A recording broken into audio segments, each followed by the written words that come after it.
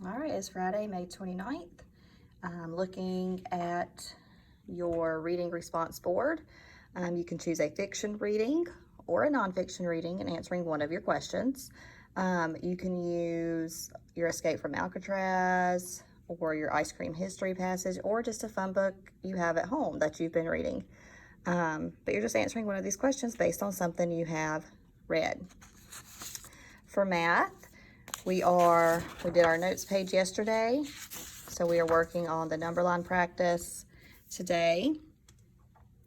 And these are already labeled for you. Your number lines are, except for, looks like maybe 3 of them you'll need to label. So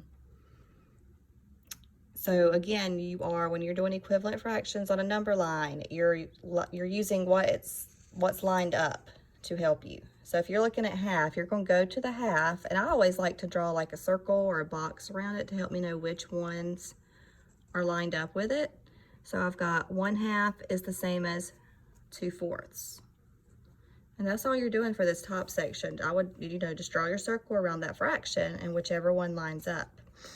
When it comes down to these last 3, you need to count your spaces in between. So we're actually going to do number 7 together. So you've already got a third here. We need to figure out this fraction. So let's first count our spaces in between. We've got 1, 2, 3, 4, 5, 6, 7, 8, 9, 10, 11, 12. So these are in 12ths. Again, you don't need to know your 12ths in 3rd grade, but this is just kind of giving you that exposure. So we're literally just going to label 1/12, 2/12, all the way until we get to our last number, which should be 12/12. Oh, I put 6 down there.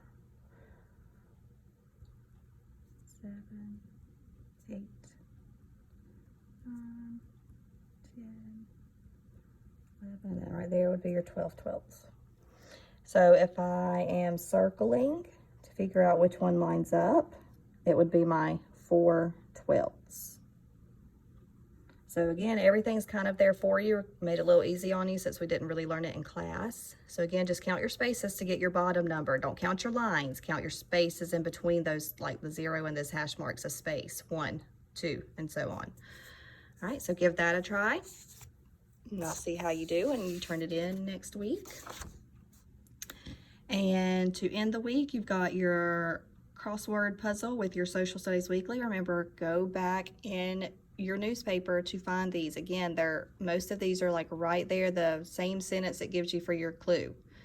And then you can end with Prodigy, virtual field trip, or some other fun website we've given you. All right, have a great weekend, guys. We're almost finished. 1 more week.